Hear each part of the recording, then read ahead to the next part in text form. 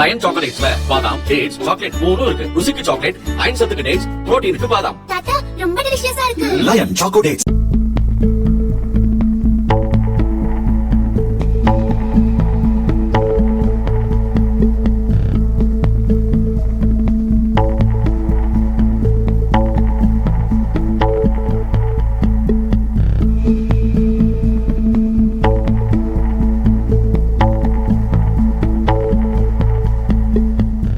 கோவை பீடம்பள்ளி அருகே சுமார் 20 ஏக்கர் பரப்பளவில் காடு குட்டை உள்ளது.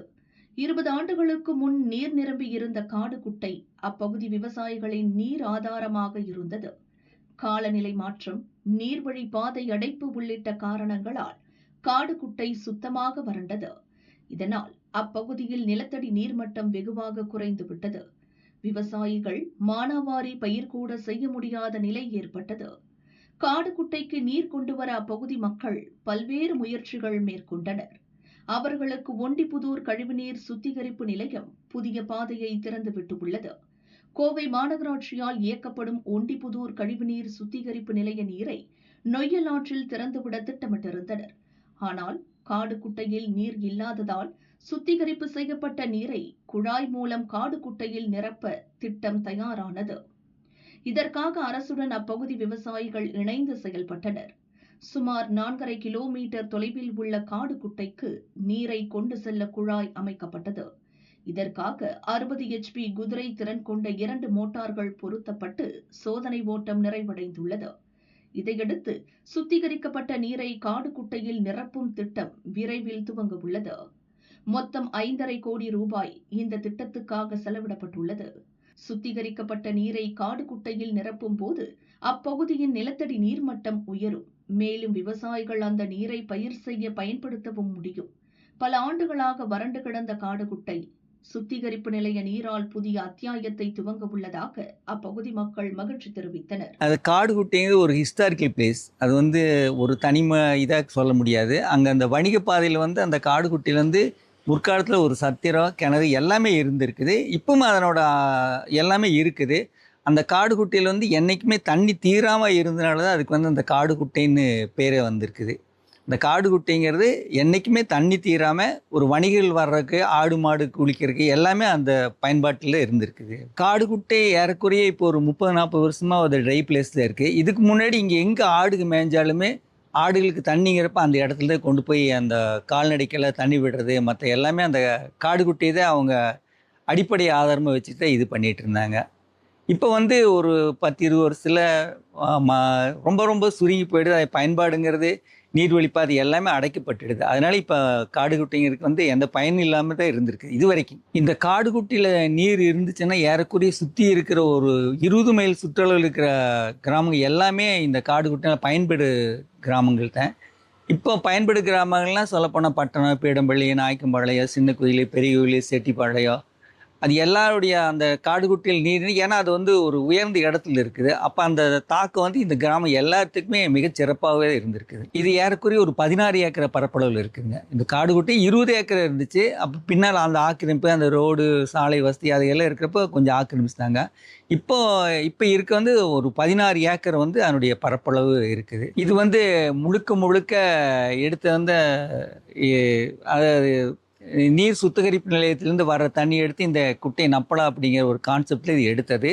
இது ஏறக்குறைய ஒரு 5 ஆண்டுகள் ஒரு நீண்ட பொழுது இப்போ ஒரு விடிவு காலமாட்ட நிற்கிது. இதுக்கு அரசாங்கம் ஒரு 100 HPக்கு மேலே ஒரு இலவச மின் இணைப்பும் கொடுத்துருக்குறாங்க. தொட்டி கட்டி கொடுத்துருக்காங்க. ஏறக்குறைய ஒரு 5.5 கோடி ரூபா செலவில் அது முழுமை அடைஞ்சிடுது. இது பங்களிப்புங்கிறப்ப சுற்றி இருக்கிற ஒரு இண்டஸ்ட்ரீஸ் அவங்களும் எங்களுடைய பங்களிப்பு எடுத்துருக்கிறாங்க. விவசாயிகள் முழு பங்களிப்பு எடுத்துருக்கிறாங்க. இப்போ 1000 அடி 1500 அடிக்கு போட்டாலும் கூட இப்போ தண்ணி இங்கே கிடையாது. பட் இந்த காடு குட்டையில் நிரம்பிடுதுன்னா ஒரு 20 அடி 30 அடியிலே தண்ணி வரும்னு எங்களுடைய நிலைப்பாடு. அதனால் உங்களுக்கு 2 விதமான சேமிப்பு. ஒன்று நீ மின்சாரம் மிக அதிகமான சேமிப்பு. அடுத்து இங்கே இருக்க வறண்ட நிலங்கள், மானாவாரி நிலங்கள் எல்லாமே ஒரு பசுமையான நிலைமையை அடைஞ்சிரும். இல்லை இந்த சுத்திகரிப்பு தண்ணி பயன்படுத்தலாமா வேண்டாமா, இதனால் நிலத்தடிக்கோ இல்லை நிலம் வேளாண்மைக்கோ ஏதாவது பாதகம் ஏற்படும் அப்படிங்கிற ஒரு நீண்ட தொலைவு ஆய்வுக்கு உட்படுத்த பின்னாடி இந்த தண்ணி கொண்டு வரலான்னு முடிவு பண்ணேன். இந்த ஆய்வு வேளாண் பல்கலைக்கழகம், PSG, மற்ற மிகச்சிறந்த ஒரு கல்லூரி அவங்களெல்லாம் கூப்பிட்டு கேட்ட பின்னாடி அவங்க இதை பயன்படுத்தலாம் அப்படிங்கிற பின்னாடி தான் இதுக்கே வர்றோம் நாங்கள். ஏன்னா இதனால் வந்து நிலத்தடி நீர் மாசுபட்டாலோ இல்லை நிலம் பாழ்பட்டாலோ மறுபடியும் திருப்பி ரினோவேஷன் பண்ணுற ரொம்ப ஒரு சிரமமான நிலைமையிலிருந்து பட் இது எல்லாம் கேட்டு இது வந்து வேளாண்மைக்கு உகந்தது அப்படின்னு சொன்ன பின்னாடி இதுக்குள்ளே வர்றோம் நாங்கள். எல்லா நாடுகளிலும் வந்து ஒரு கழிவு நீர்ங்கிற வார்த்தையே கிடையாது. ஏன்னா நீரில் வந்து கழிவுங்கிற வார்த்தையே ஒரு தவறான வார்த்தை. இங்கே வந்து நாம் வந்து அந்த கழிவு நீர் வேஸ்ட்டு அப்படின்னு சொல்கிறோம். பட் நீர் வந்து என்றைக்குமே வீணாகிறது கிடையாது. ஏன்னா நீர் வந்து திருப்பி ஒரு பயன்பாட்டுக்கு உட்படுத்தப்பட்டது. அப்படி கால அளவும் கூட கிடையாது. நீங்கள் வந்து ஒரு வாட்டர் பாட்டில் எடுத்தீங்கன்னா அது கால அளவே கிடையாது. அந்த வாட்டர் பாட்டிலுக்கு மட்டும்தான் ஒரு கால நிர்ணயம் பண்ணியிருப்பாங்க. அது தண்ணிக்கு கிடையாது. அப்போ தண்ணிங்கிறது இப்போ பூமிக்கு அடியில் எடுக்கிறப்ப 1,00,000 வருஷத்துக்கு முன்னாடியும் கூட அந்த நீர் இருந்திருக்கலாம். அது எடுக்கிறப்ப திருப்பி நாம் பயன்பாட்டுக்கு கொண்டு வந்துடுறோம். இதுக்கு முன்னாடி இருந்த இந்த அந்த 1000 வருஷம் 2000 வருஷம் லட்சக்கணக்கான வருஷத்துக்கு இருக்கிறப்போ ஒரு போர் போட்டு அந்த தண்ணி எடுத்து பயன்படுத்துகிறப்ப அதை நாம் பயன்படுத்துகிறோம். அதில் எந்த விதமான பாதிப்புமே ஏற்படுறா. அதே மாதிரி தான் இந்த நீருக்குமே ஒரு நீண்ட நெடிப்பு உள்ளது. இது வந்து ஒரு குறுகிய கால போராட்டம்னு சொல்ல முடியாது. இது ஒரு கனவு திட்டமாட்டதான் இருந்துச்சு. இங்கே இருக்கிற மக்களுக்கு வந்து என்ன செய்யறதுன்னு தெரியல. ஒரு 1000 அடி போடுவாங்க, 1500 அடி போடுவாங்க. அந்த வந்து ஆழ்துளை கிணத்தினாலேயே வாழ்விழந்தவங்க நிறைய பேர் இருக்கிறாங்க. நிலத்தை வித்துட்டு போனவங்க இருக்கிறாங்க. ஏன்னு கேட்குறப்ப அவங்க நிலத்தடி நீரை பயன்படுத்தாமல் உள்ளே வந்து தண்ணி இருக்குங்கிறப்போ அவங்க ஒரு 1000 அடி 1500 அடி போட்டு அதுக்கு முதலீடு போட்டு முடிஞ்சு போன குடும்பங்க நிறைய இருக்குங்க. ஒரு ஒரு ஒரு ஒரு 10 ஏக்கரா இருந்தால் அவங்க ஒரு 5 போர் போட்டிருப்பாங்க. 5 போர் போட்டால் 5 போர்லேயுமே தண்ணி வந்திருக்காது. அப்போ என்ன பண்ணுவோம், வேறு எந்த விதமான வழியுமே இல்லைங்கிறப்ப தான் அவங்க அந்த வேளாண்மை விட்டு வெளியே வர்றாங்க. இப்போ நீர் அப்படிங்கிற ஒரு ஆதாரம் இருந்தால் அவங்க வேளாண்மை விட்டு நிச்சயமாக வெளியே யாருமே வரமாட்டாங்க. ஏன்னா அவங்களுடைய பாரம்பரியமாக அவங்க பரம்பரையாக செஞ்சுட்டு வந்து ஒரே தொழில் வேளாண்மையாக தான் இருக்குது. அதை விட்டு வரப்போ அவங்களுக்கு எதுவுமே தெரியாது. ஒன்று காடு விற்றுருவாங்க, இல்லைன்னா போர் போட்டு தன்னுடைய இதை இழந்துருவாங்க. மாறுபட்ட கருத்து இருக்கிறப்ப நம்ம அதை வந்து அவங்களுக்கு வந்து ஒரு விளக்கம் கொடுக்குறோம். இந்த தண்ணினால் என்ன பயன்பாடு, ஏன் இந்த தண்ணி திருப்பி யூஸ் பண்ணலாம், ஒன்றும் ஆகிறது இல்லை. ஏன்னா இது பூமிக்கு அடியில் போய் ஃபில்ட்ரேஷன் ஆகித்தான் உங்களுக்கு வருது. இது டைரக்ட் இரிகேஷனுங்கிறப்ப கூட ஒரு பிரச்சனையாக இருக்குது. ஆனால் இது எப்படி இருக்குது, பூமிக்கு அடியில் ஒரு ஃபில்ட்ரேஷன் ஆகி வர்றப்போ உங்களுக்கு வந்து இதுலேயும் இன்னும் கூட ஒரு பியூரிஃபைடாக தான் இருக்குது, ஒரு தூய்மையானதாக இருக்குது அப்படிங்கிறது என்னுடைய நிலைப்பாடுன்னு சொல்ல முடியாது, எல்லாருடைய நிலைப்பாடுங்க. ஆனால் இன்னும் ஒரு விழிப்புணர்வோ ஒரு இதை வர கிடையாதுங்கிறது மட்டும் எனக்கு கொஞ்சம் இதாக இருக்குது. விழிப்புணர்வு மட்டும் இருந்துடுதுன்னா இங்கே வந்து ஒரு வேஸ்ட் வாட்டர்னு இவங்க சொல்கிறாங்க. பட் வேஸ்ட் லேண்டுங்கிறத வராமல் போயிரு. எனக்கு வந்து நிச்சயமாக இல்லை, வேஸ்ட் லேண்டு வரவே வராது. ஏன்னா நீர் இல்லாமல் தான் ஒரு விவசாயி ஏன் ஒரு பூமி விட்டுட்டு போகிறான்னா அந்த பருவமழை தவறியதும் கூட கிடையாது. நீர் இல்லைங்கிறப்ப தான் அவன் விட்டுட்டு போகிறான். நீர் இருக்கிறப்ப அவன் எப்படி தான் அவன் சமாளித்து இதை கொண்டு வந்துடுவான்னு. இந்த காடு குட்டையை நம்பி பார்த்தீங்கன்னா ஒரு 5-6 கிராமம் வந்து வாழ்வாதாரம் இல்லாமல் இருக்குது. இப்போது தண்ணி சோர்ஸ் வந்து பார்த்திங்கன்னா ட்ரை ஆகிடுச்சு. கிணத்துல நீர் மட்டம் வந்து நிலத்தடி நீர் மட்டம் ட்ரை ஆகிடுச்சுங்க. ஏற்கனவே இருந்தது காடு குட்டையில் அது தண்ணி. அந்த காலத்தில் வந்து மழை அதிகமாக பேஞ்சனால காடு குட்டை தண்ணி இருந்தது. இப்போ சுத்தமாக ட்ரை, மழை இல்லாதனால வந்து காடு குட்டை வந்து ட்ரை ஆகிடுச்சுங்க.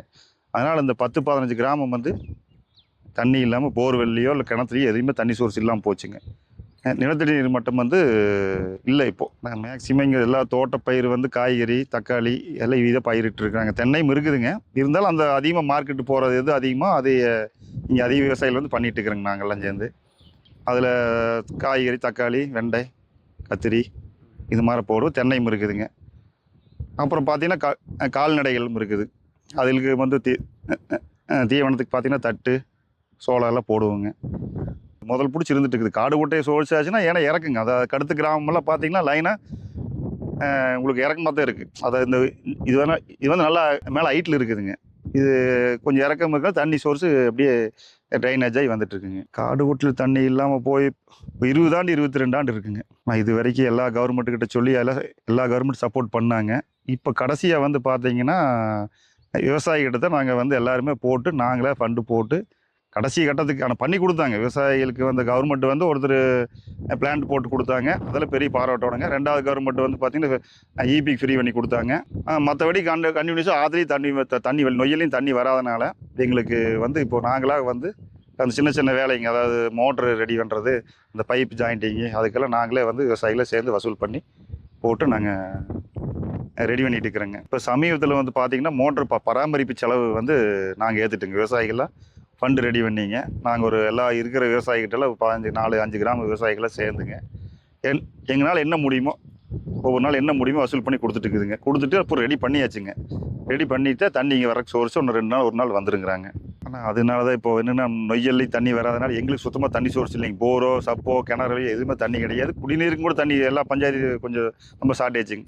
அதனால் வந்து சுத்திகரிக்கப்பட்ட தண்ணி இருக்குது இல்லைங்க, இங்கே ஒண்டிப்பூர் பிளான்ட்டில் போட்டிருக்காங்க. அந்த பிளான்ட்லேருந்து நான் கொண்டு வரல, பைப் லைன் இருக்கிறனால அதில் கொண்டு வந்து இந்த காடுகுட்டியில் வந்து ஸ்டோரேஜ் பண்ணிங்க. அதுலேருந்து விவசாயத்துக்கு பயன்படுத்தலான்ட்டு நாங்கள், ஏன்னா தண்ணி வந்துச்சுன்னா ஆட்டோமேட்டிக் விவசாயத்துக்கு பார்த்தீங்கன்னா தண்ணி வந்துருங்க. போர்வெல்லோ நிலத்தடி நீர் வந்துருங்க, ஆட்டோமேட்டிக்காக வந்துருங்க. அதனால் இது வந்து குட்டை ஃபுல் பண்ணலாம் அப்படின்ட்டு தான் நாங்கள் முதல்ல ஏற்பாடு பண்ணிட்டு இருக்கிறோங்க.